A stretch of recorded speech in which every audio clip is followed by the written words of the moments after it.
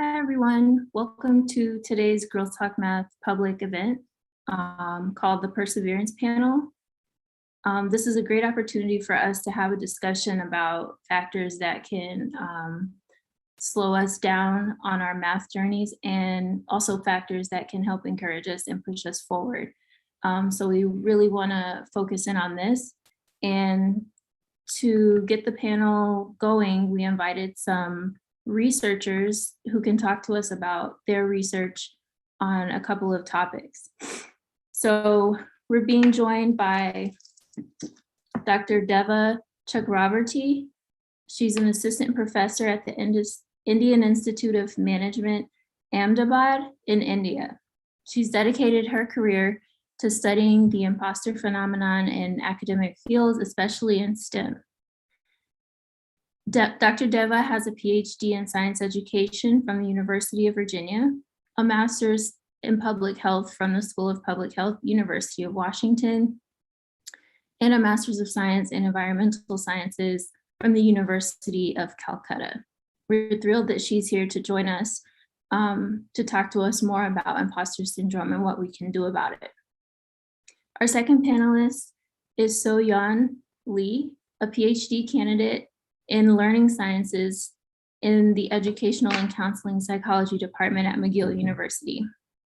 She received a master's degree in learning sciences at McGill University, and So Yeon is interested in understanding science identity development in university students with its relations to motivation and social cultural processes.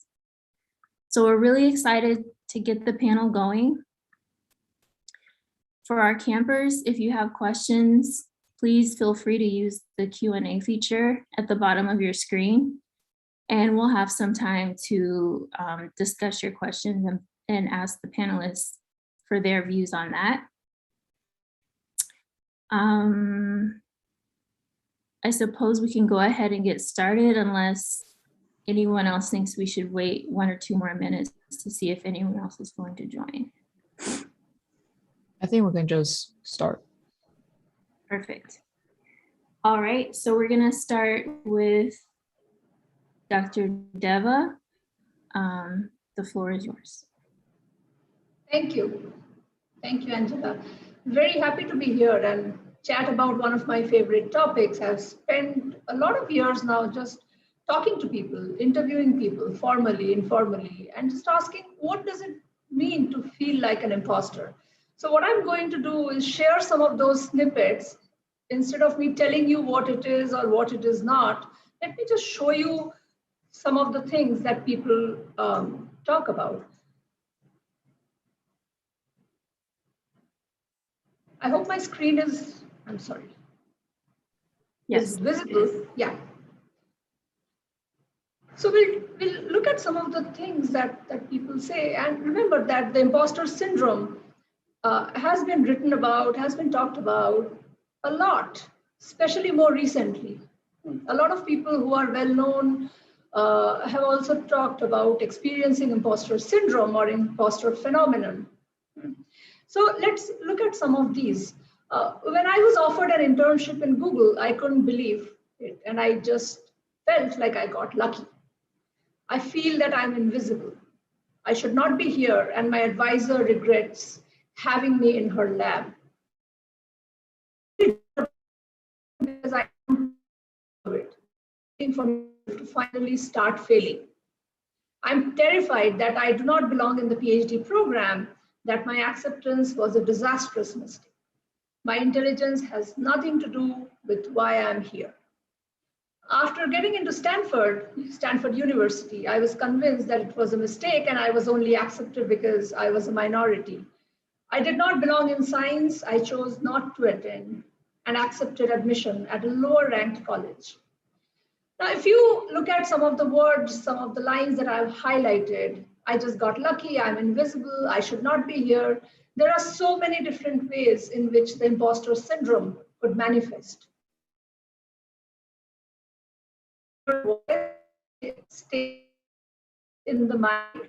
It also could impact the choices one makes in their career. For example, not choosing to go to a particular university in the last case. So what exactly is the imposter syndrome? I'll explain it very simply. For someone who feels like an imposter, if I feel like an imposter and you succeed, I believe that it was because of your own merit. You succeeded because of your own merit, because you're competent. And if you failed, then it was because of bad luck. However, as an imposter, if I succeed, then I attribute my success to a variety of reasons that has nothing to do with my competence. I could attribute it to luck, to God, to my PhD advisor, to my mentor, to me pretending. I feel that I pretend, I lie, I made a mistake, others made a mistake, others misjudged. I have connections, I have important connections. So a variety of factors that has nothing to do with my ability, my competence. However, if I fail, then I feel that it's because it's my own fault. So it's this whole disparity between how I view other success and how I view my own success. That's one way of looking at it. It's a transient but a constant internal chatter in the head. It's just like someone just keeps talking inside your head, saying things. But like I said, that it also could impact our thoughts and beliefs about ourselves and what we can do and where should we go and where we should not go. The interesting thing is it thrives on the fear of success. So for those who feel like imposters, not all people do, every time there's a success, that imposter phenomenon will go up. Eventually it will go down, but once again there's a success, the voice will go up. And I put one of the quotes because I thought, read it out.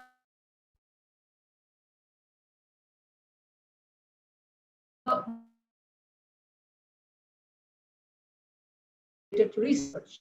1 second, Diva. The audio went out, but I think you're reading this quote, right? I'm reading it.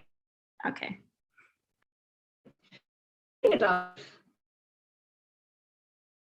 They're only to show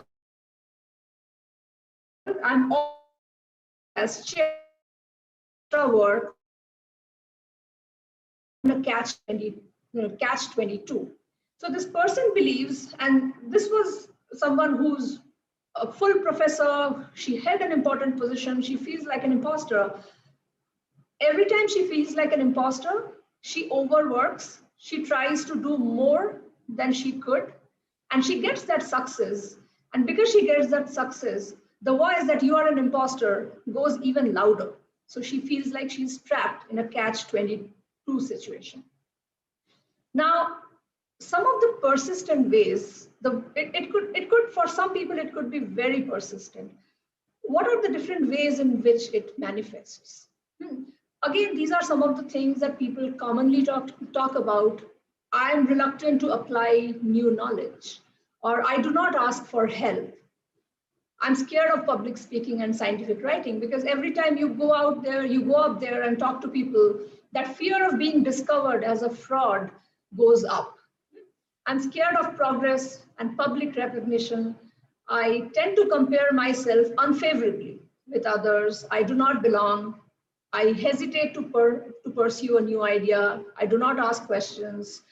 I have a hard time networking. So there are so many different ways. I'll let you read it for yourself, but there are so many ways. I usually say this, that the phenomenon is not unique, but the way it manifests, they are like fingerprints. Every person will have a different reason and a different way in which it manifests, the imposter syndrome manifests. Now, how does it work? Typically, and I'll see if my pointer works. You're given a project or a piece of work, you feel a lot of anxiety, self-doubt, and worry. And this is for those who feel like imposters. So one of the two things happen. You either over-prepare, you overdo it, or you procrastinate till the end and start at the last moment. In either case, you get that success. So you feel relief, others praise you, you get positive feedback, but you know that you either over-prepared or you procrastinated. So you either attribute that success to effort, you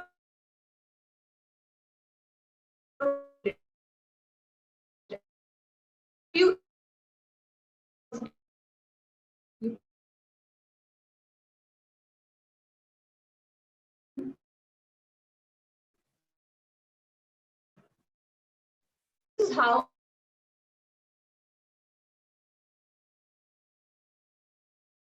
and how the imposter cycle will go on and on. This is how it works. Now, I've seen that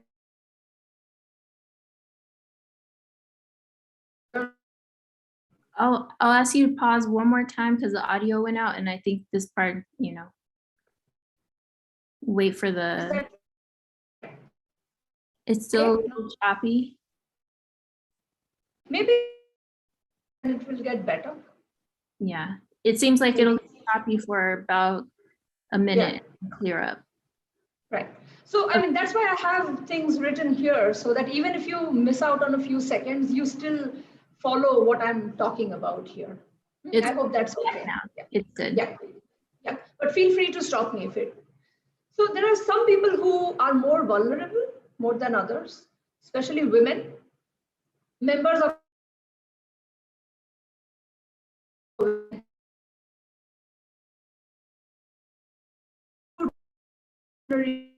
somehow person is also frequent. Those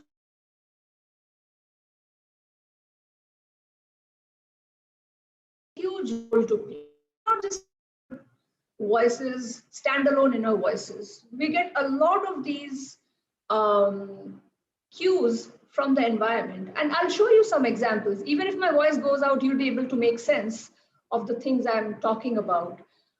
Just look at the first one. Just looking around and not seeing anybody that I identify with, particularly as a Black female, wondering whether or not I have enough authority, enough experience to be in that space. Like, do I belong in that space? That kind of a feeling.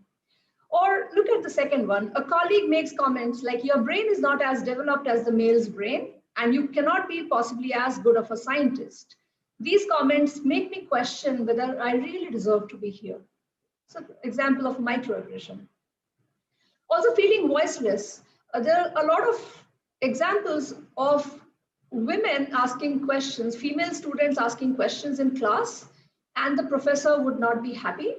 But when a male student asks the same question, the professor would answer it. And that makes some people feel voiceless, that they don't have a voice. Also, this has come up quite a bit. A student is mistaken as someone else who they are not. Maybe an audiovisual person, maybe a janitor, maybe health. So on being mistaken as an audiovisual person, it never occurred to the faculty that I was a person in the department for 3 years. So invisible that the professor did not even know who she is. Also, in the last example, I was told by a male colleague that my only contribution to conferences were my feminine looks. Even though I was presenting a prestigious paper, my looks was his evaluation of my contribution that made me feel like, do I fit in this place? So it's also important to recognize what kind of environmental cue make these voices go louder. Now, in high school, absolutely yes. Quotes that are from people who failed in high school. AC and scored quite well on the 2 subjects. My guidance counselor said, you must have cheated, you're not that smart. Who interviewed later still remembers this incident. Also, when I was in 12th grade, won best of the show fair. I thought the judges are impressed feminine and is lower for feminine, but not for those who are, but not for a male classmate. In the third example, I was selected as a Bosch and Loam science recipient for the best science student in high school class. I think I just got it because the head of the selection committee was my physics teacher. So again and again, attributing your success to everything other than your own competence. Could one experience it in math? Absolutely. And again, I have multiple examples. I will let you read it. I will not go through them all. But look at the first one. As a senior in high school, I was given a citywide award for excellence in math. I never felt I was good at math, although I had the highest grade in school. I felt I was not exceptional at calculus because I had two friends who were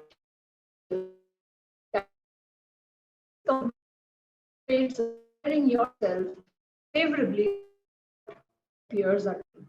I'll give you a few seconds to read. Yeah, my internet might be acting up again, but I'll just give you a few seconds to read this.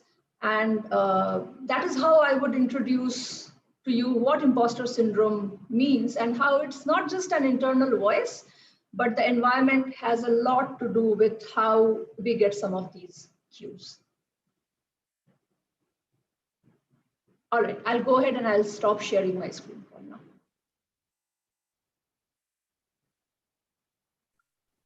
Thank you very much, especially all of these examples that we can all relate to. And now we transition to So Yeon. And don't forget, you can type questions in the Q&A as they come up. And everybody can see my screen? Thank you. Yes. Thank you for inviting me as a panel. I'm very honored to be here. My name is So Yeon Lee, and I'm a PhD candidate in the Department of Education and Counseling Psychology.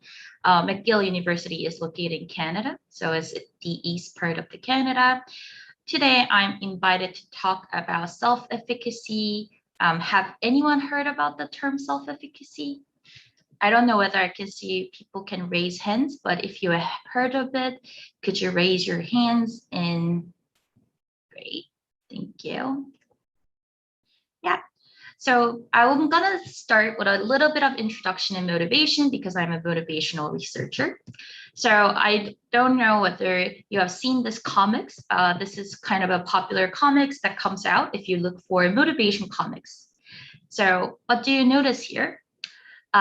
This is what I study, and the topic we're going to talk about is motivation, specifically about self-efficacy. So I ask a lot of questions when I present, and if you want to answer, you can comment or you can answer it in Q&A. But anyone wants to explain what motivation is? I think thinking about the time, I will just answer the question, but motivation is the process of initiating and sustaining goal-directed behaviors. So your motivation influences your quality of behavior. So you can remember the time that you feel really, really motivated or unmotivated to engage in math. You can also think about those following questions, like what does your motivation look like? Or how can you tell you're motivated or unmotivated? Or how might you describe it, right? You might describe it in a very different way, and I would love to know your motivation towards math. But today I'm going to talk a little bit more specific about self-efficacy. So what is self-efficacy? And I have seen some people raising their hands. So it's a question about, can I do this? Simply speaking. So self-efficacy is your belief in your ability to execute behaviors or tasks. So in research, we tend to ask this question when we are trying to measure student self-efficacy. Do you feel confident in your ability to do math? Or it could be more other specific academic subjects such as physics. So that is the question that we tend to ask when we're asking for students' confidence.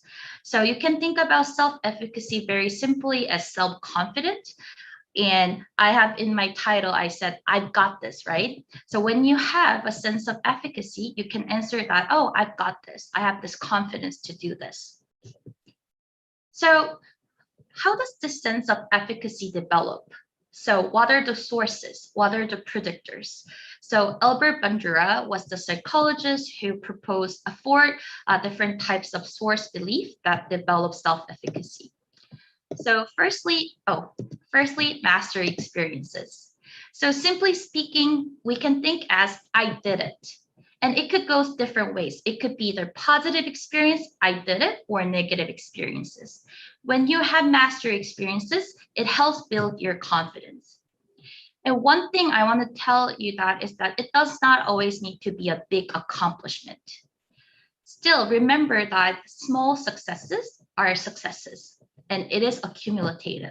And I'm gonna provide some messages that I wanted to talk about later on.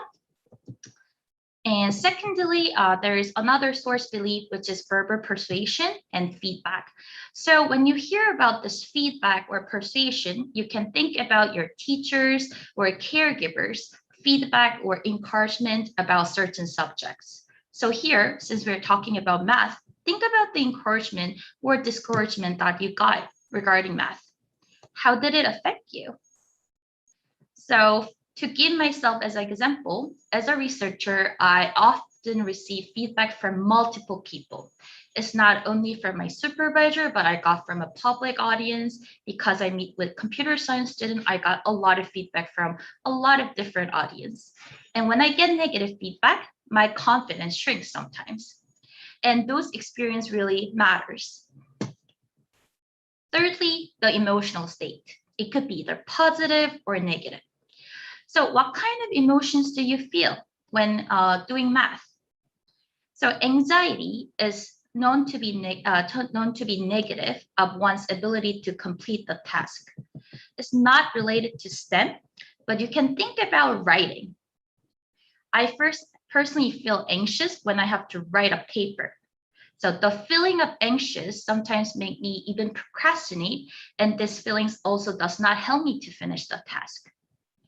But you can think about something when you're proud, like those positive emotions could also help you to shape your self-efficacy. I just see a question. Do you think we feel more deeply negative feedback over positive feedback? There is a tendency, right? We are more acute to this negative feedback. And depending on your personality type and also depending on your experiences, some people tend to take negative feedback more personally. And I think this ties back to what Diva was talking about, imposter syndrome. So environmental cues and your personal characteristics, it combines all together. So it's not just saying that negative experiences are gonna like affect me more. It is really tied to your experiences as well. So final one, my slides are not working, is vicarious experiences.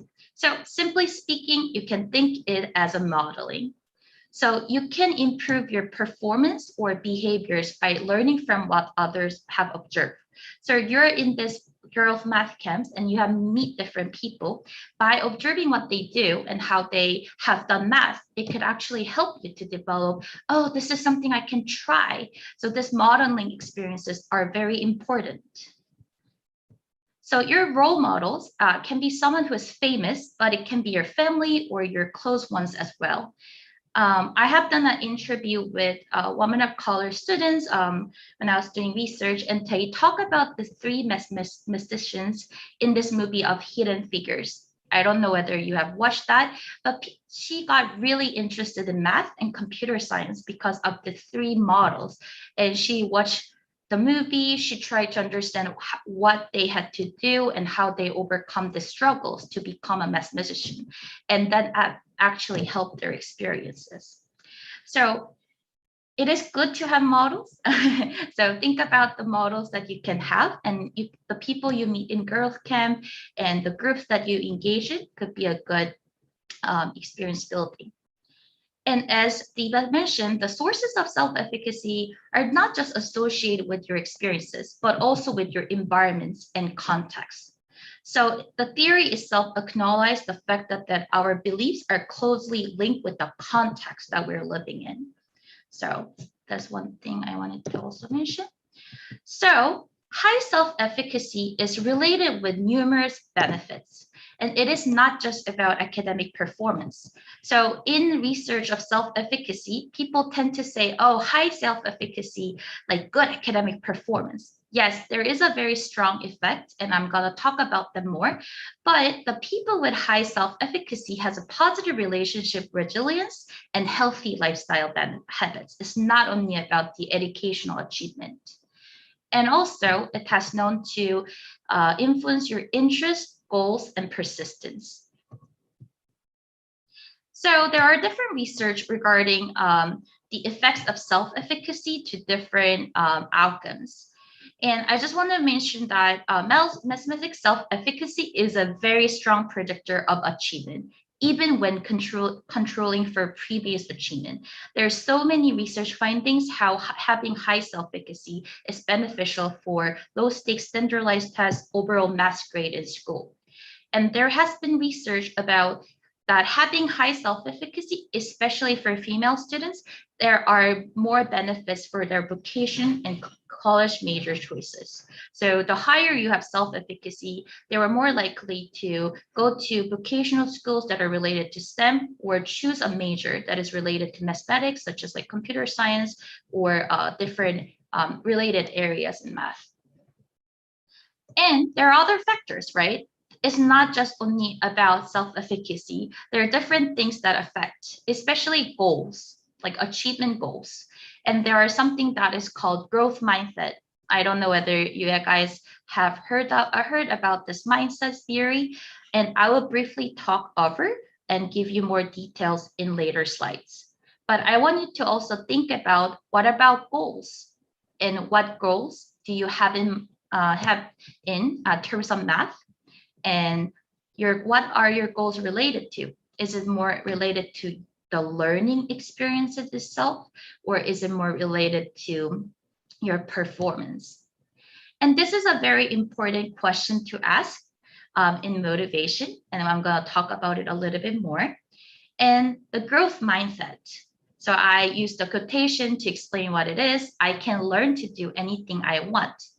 Having this mindset has a very positive influence, and I wanted to kind of associate how having this mindset and how having certain goals can actually help you develop sense of efficacy in math. So I know this resource are just saying that high self-efficacy is good, but the next question that we have to ask is, how can we develop sense of efficacy? I think that's the really important question that I always face as a motivational researcher or researcher that try to meet students and provide more motivation support. So I provided 4 small messages, and if you are interested, if you want to try it, integrate in your daily lives and to see how it works for you. So first of all, identify your goals and reasons for learning math is really important. So as I asked previously, what are your goals? And it doesn't need to be something like I wrote here. It could be realistic reasons. For example, you might need to do good in math because you need to have a score in AP algebra to apply for colleges. That's the realistic reason that you can have. And this goal is absolutely fine. And here we can see that you have some external reasons for studying math. In this slide, I'm just focusing on the concept of mastery and performance goals.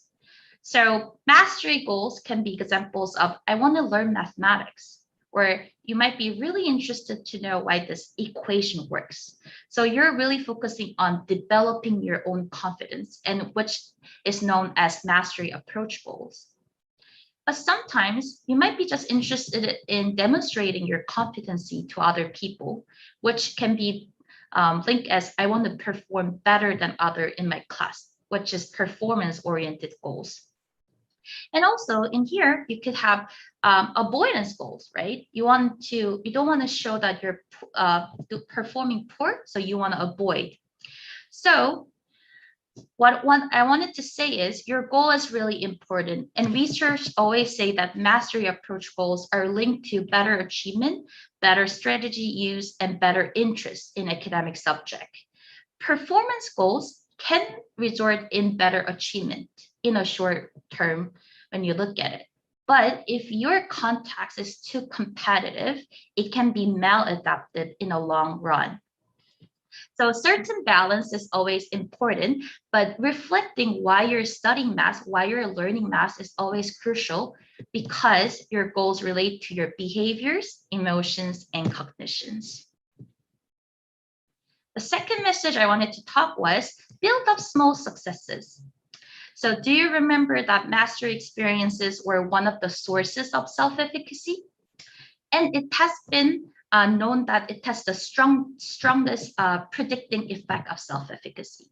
So in those 4 sources of belief, mastery experiences were the strong predictor in research. And I know, as I mentioned, small successes are successes, and it is important to build up from small successes. The word success can mean different things for you. But for me, it's the steps that are required to accomplish the big goal I have.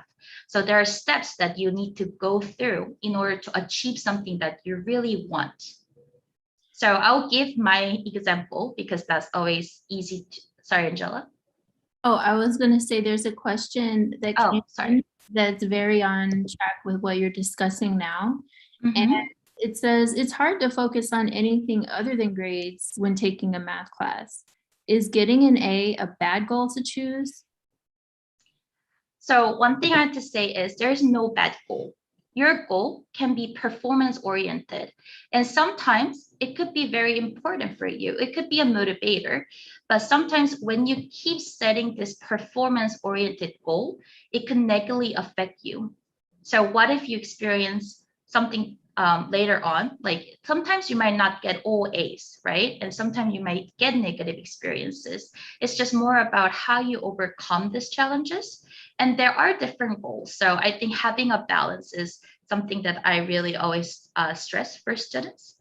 But it is okay. Sometimes your goal, but you have multiple steps that you need to go through in order to get a good grade. I hope that answers the question, but I will also answer more questions at the end. So just to go back to the steps or the successes that I mentioned, I wanted to give an example about just my life, about a little bit about what I view successes. So I'm a motivation researcher. I'm also a grad student, and I have to write a lot of papers. I have to publish some papers. Maybe Deva also knows about it. But writing an academic paper cannot be done in one day. It is such as getting an A in class. You know, you cannot just get an A just by studying one day. It is accumulated. So what I do is I wrote the steps that I need to do.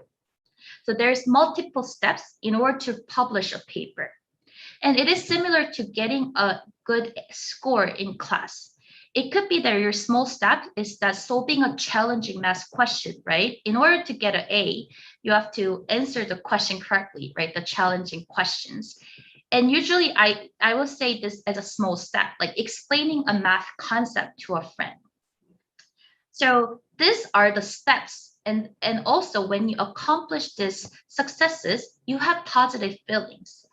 And what I wanted to mention is that your past experience form your sense of efficacy. So when you interpret your experience as successful, your self-efficacy can be enhanced.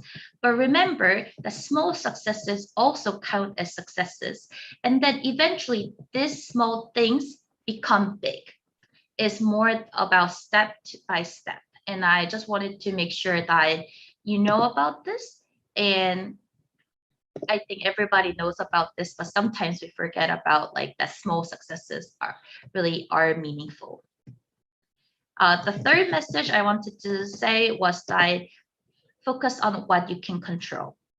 And I totally acknowledge how environmental factors can affect us. And sometimes it's about negative experiences like failing math or getting negative feedback about your math performance. And it could be something about biased messages that you get, this negative environmental cues. And in this situation, we can interpret this experience as I'm not smart enough to do math. And I think this links back to what Diva said. Like people will say that, oh, the reason I did well was all luck. I'm not giving any credit to my previous successes. And this is very common when people experience negative experiences. But what you are doing is creating a negative group. You might have these experiences and felt hopeless in this situation. Anxiety and negative feelings are real, but you can also focus on the opportunities. So what I wanted to say is you can also focus on what you can control and regulate in this situation. So firstly, you can think about about what you can control. So like sense of control. So you can take responsibility for the results, like when you failed a math exam, like reflecting that, oh, I did not plan very well. Maybe next time I should put more time on it.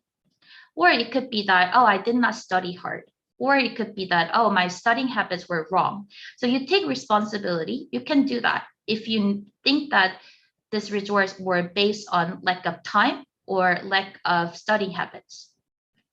But sometimes it may not be just your study habits, or it may not be just the time. You just might need other support. So you could ask for your teacher for concrete feedback on your performance. So how should I study well? So what are the parts that I'm not understanding well? You can look for other resources. And this is also something in your control. So asking for help, seeking for advices, seeking for support resources are really, really important. You deserve to succeed and take advantage that is near you. So study groups, peer groups, all the support that is provided in your school or in your state and university, there are more supports. And people tend to not look over these, but sometimes it may not just be you. It may not be your time of studying. It may just need that you need some other resources. So finally, one thing about the main requirement in order to do that is your mindset. So have anyone heard about mindset or Dr. Carol Dweck? She's a very, very famous psychologist studying how mindset influences student motivation, persistence, academic achievement, and even resilience. The key point that I want to tell you is that your brain and abilities can grow with practice. So the more you use the brain by learning and practicing, your brain's cells get stronger. And I provided a QR code here if you are interested in reading the scientific evidence how your brains get stronger by learning. You could also look into this QR code. So if you have this mindset, a growth mindset, comparison to this fixed mindset, even though you experience challenges, having this mindset allows you to see challenges as an opportunity for self-improvement. So whenever you get negative feedback on something, if you see that, oh, I can grow from this, I can do better next time. If you think this as an improvement for something, that gives you a better chance to develop a good sense of efficacy. So this is just a recap of what we have learned today. So like definition of self-efficacy, the different sources of self-efficacy, how self-efficacy has a predictive effect on performance and behaviors, and some small messages that I wanted to tell you. So any questions? I know I had some questions during my presentation, and feel free to ask any questions if you still have. And if you have any questions, you can always email me. And I love to talk about motivation. And also, I do a lot of research on STEM disciplines. So if you want to talk about it more, please feel to send out an email. And thank you for listening. Wow, thank you so much. This was, I've personally learned, I'm taking notes, I've personally learned a lot just for my own experience. And maybe that's indicative of how these topics affect not just high school students, not just college students, at every level of career. So I'm wondering, what is the role of peer groups even at any level, in battling imposter syndrome and developing self-efficacy?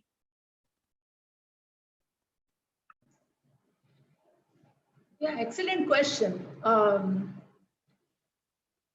See, with some of the examples I showed you, it looks like some of the comments come from peers and other people we work with.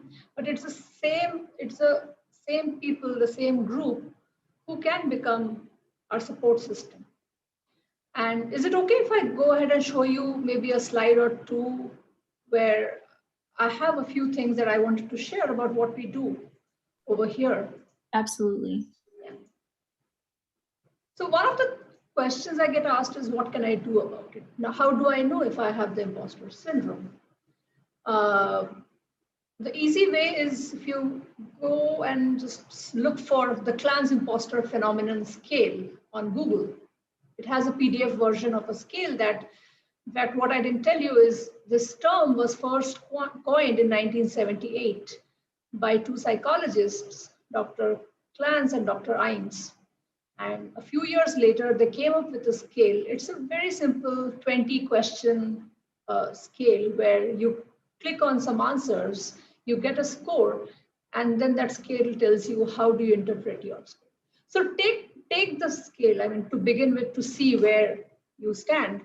I also told you that, you know, these are not just internal voices, they are deep-rooted in external cues. So think of the cues. If your cues are coming externally, then it's hard to tell yourself that I need to change myself. I need to be more confident. I need to do this and do that, because your cues are outside in your environment. And that's why I love this conversation that we are having, because we need to have safe spaces for these collective conversations. In fact, this book, this is the cover page of the book that was first written when Dr. Clance interviewed a lot of successful women, and she was not looking for the imposter syndrome. It came in conversation with a few women who said that we are very successful, but we do not believe in our success. Now, words are very powerful. The common narrative I hear is fake it till you make it. But don't fake it. I would say even when you say it, the words kind of become your reality. I would say own it and work on it. Maybe that is how you can even start to understand your own imposter phenomenon. Also, there are some people, not a whole lot, but some people who talk about the imposter syndrome as protective. They say it keeps them grounded, it keeps them, aware of who they are, but that's not a whole lot of people. So you need to think about whether it's self-handicapping or whether that voice is not bothering you in the larger scheme of things. In fact, there's a lot of groups. Now I see a lot of conversations happening on social media. There's a lot of groups on Twitter, on Slack. I myself am on Twitter and I keep sharing these things. The one thing I would highly encourage you to do, and we probably as a society, we don't talk about it. As So Yeon said, that sometimes our goals are so performance oriented that we don't talk about failures and what we learn from failures. So I'll give you an interesting thing to look for. Just Google CV of failures. And you'll see that a lot of successful people, including one professor at Princeton University, they have their CV of failures. I want to do it sometime, but every time I start doing it, I realize it's so much longer than the other CV that we've had. See, even, the messages we get on social media where everything looks very effortless. I published a paper, I climbed Mount Everest, I did this, I did that. It also gives you a very distorted idea of what failure looks like, or even what success looks like. There's so many failures. That's so interesting to see the degree programs I did not get into. You're right. No one ever talks about that. The only thing I hear about is where you did get accepted. Yeah, some of these CVs are just amazing, amazing. So what we did, to give you a little bit of context, I work at a business school, a management school. We are one of the top business schools in India. We consistently rank among one or two. It's very competitive to get into one. And every year we have about a student intake of about 450 students every year get into IIM Ahmedabad. Could you guess the number of people who take the common admissions test? There's a common admissions test across India, a standardized test. Could you guess the number of people who take the test to get into one of those 450 slots? Maybe 2,000? So I did a quick Google search, and in the year 2020, the number was 227,835 people. So that's about 1 out of 500. So 1 out of 500 people who take the CAT will actually make it here. Of course, we have an interview after that. It's very competitive. And what we see is a lot of students experience a lot of anxiety because suddenly they are among, other high achieving students. So I teach a course called Self-Limiting Beliefs in Education. And what we have started doing as a class exercise is we talk about failures and what we learn from them. And as a result of that, if you are on Instagram, we have created an Instagram page and it looks something like this. It's called the CV of Failures of IIMA. So you can go to Instagram and take a look at some of these things. We create a safe space for students and faculty and staff at IIMA to talk about their failures and what they learn from it and what we can learn from it. Things like I failed a total of 14 papers in my undergrad is not something someone would easily say if they are here, because there's a lot of pressure to look successful, to be successful. But we create those spaces, and that gives us an idea of how many failures someone has to go through. Just take a look at that page and you'll just see so many stories of how much people had to fail to be here. And you I have also, sorry. yeah, There's go a ahead. question that came in for you. You personally, have you experienced imposter syndrome? And if yes, what worked for you to try and get over it?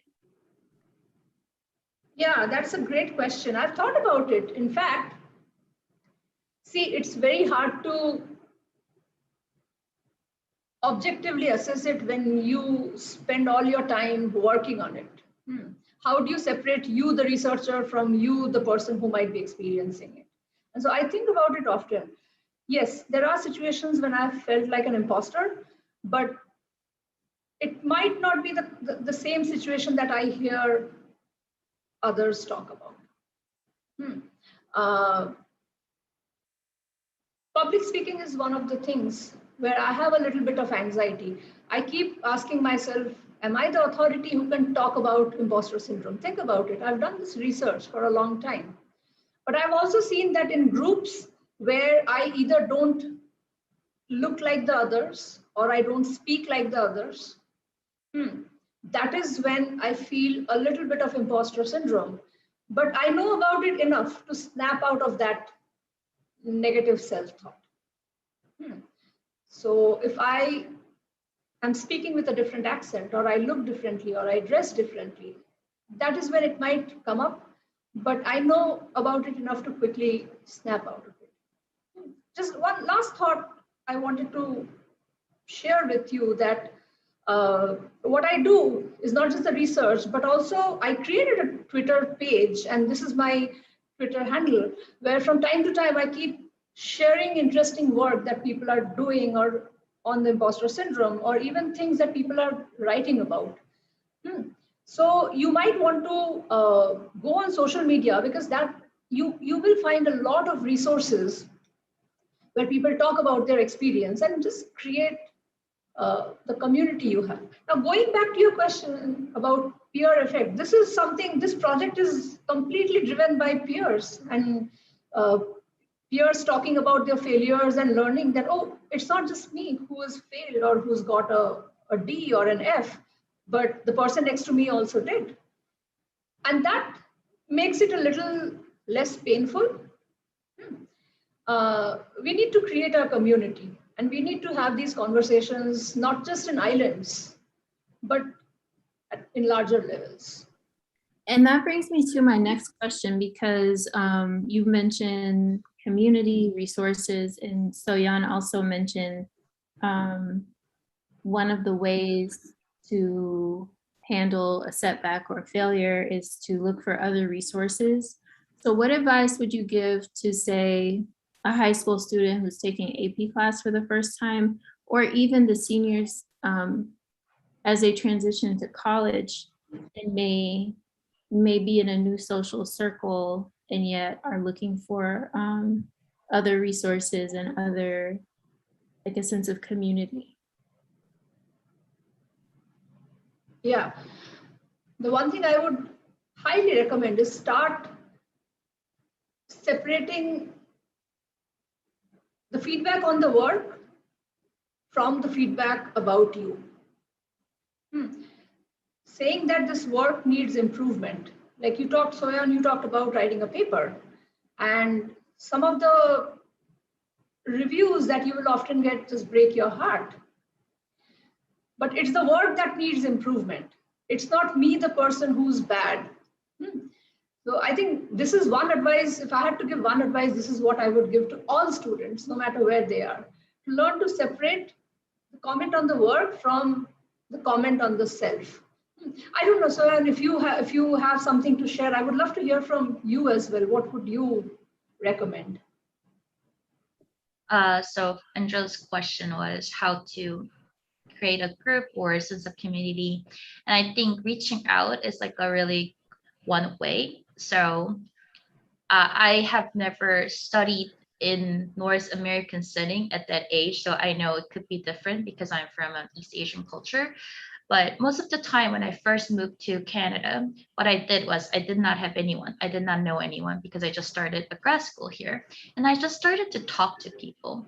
When I was in class, I would just say, hey, I don't know anyone, but I'm so wondering to talk about this. And if you're free, don't you want to talk about reading groups? And there are always people like me. There's people who is looking for other people and want to talk about it. We don't know unless we reach out. And I know it's really hard. And I'm a very introverted person, and it is still hard for me. English is not my first language. It is really hard. But I just need to do it because that's how you start a step. And one thing I wanted to suggest is that I am meeting high school students, and they have been using this YouTube study group, and then they go in and there are similar people, like just being in that study group. And there are also study groups that are available. You might need to check your school groups, like a student association, but some of the schools that I know in Canada has started this online virtual group, study group, just inviting people into this one room. They're all from the same school, and then they just study together. And they form, because of this COVID-19 situation, they form a virtual group. And there are certain things that are available, but you might need to look into, and your teachers might know it better. For example, peer groups. That's something that teachers are really familiar with, but if you don't ask, teachers might not know whether you need it. So reaching out is one of the key things that I would tell. And also just ask your other friends, hey, like I just want someone who can talk about this. Do you know anyone who is interested in that? And then you build more of your community. But I know it takes time and some of your energy. But if you start to make one move, it is much more easier. Yeah. That's And- a good point. That was, oh, did you? Yeah, no, I just wanted to quickly add something. I'm glad you talked about English not being your first language. It's not my first language either. And some of the people I talked to, they say something interesting, that for a long time, they experienced the imposter syndrome, but they didn't have the vocabulary for it, either because English was not their first language or because they had never heard of the term.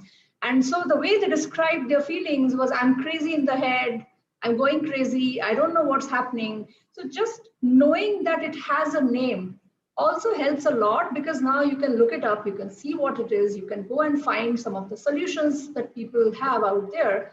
So just knowing the name makes a huge difference for people, because now they can, they have a vocabulary, they have a word to describe it. So the one thing I wanted to circle back to, because I believe both of you mentioned it, Deva mentioned it at the beginning about imposter syndrome can hold you back from asking questions. And then So Yeon mentioned the importance of asking questions, like say you didn't perform the way you'd like on a test. It could be the case that you did put in enough time and you did put in enough effort, but it was maybe misdirected and you need feedback from your teacher.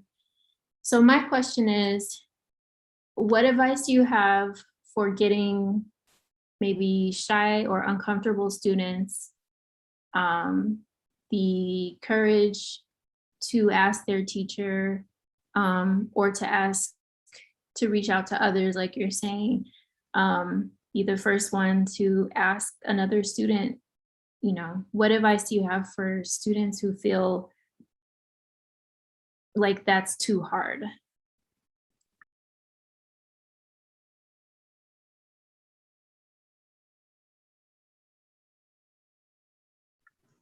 It's a tough one, honestly, because if you're already feeling like an imposter or you feel vulnerable, then putting yourself out there, it takes a lot of work. But I've also been surprised in the most unassuming places, like informally just having a cup of coffee with a colleague. And I deal with failures every day, every day. You know, my papers get rejected, my courses, I mean, there's so many things that I experience every day. But sometimes, you know, support comes from the most unexpected of places. I'll be having coffee with a colleague and how are you doing? Not so good. Oh, this is what I'm dealing with. And then support will come from the most unexpected places. As a teacher, I make sure that I give feedback and I'm very careful about the language. So I say your work needs improvement, not you need improvement. As a teacher, I've become very careful about how my words could hurt. But there's no easy, I mean, we didn't even talk of parental expectations, which play a huge role in imposter syndrome, parents having that, and the constant feedback that parents unknowingly give their children.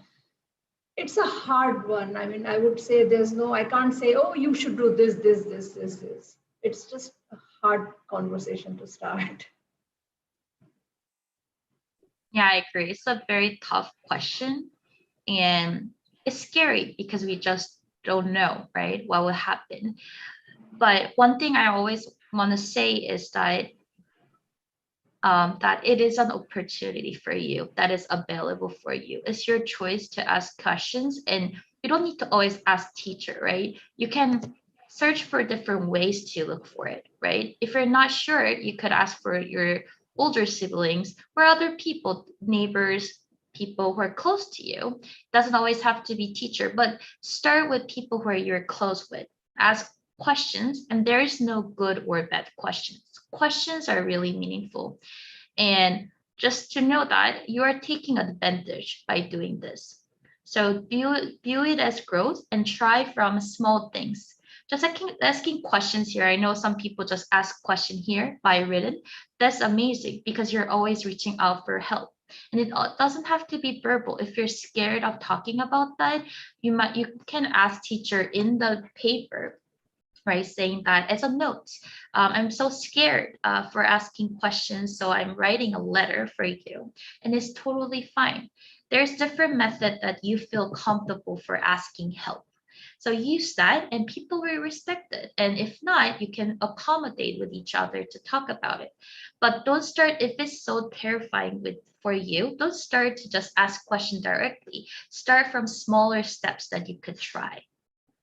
And I think that we are mostly comfortable these days texting, writing it. So also you could use different sources, right? Email or even Twitter. You can I don't use Twitter, but these questions are always something that people are interested to know. So you can ask those people and then see what advices that you can take and you can actually act on it.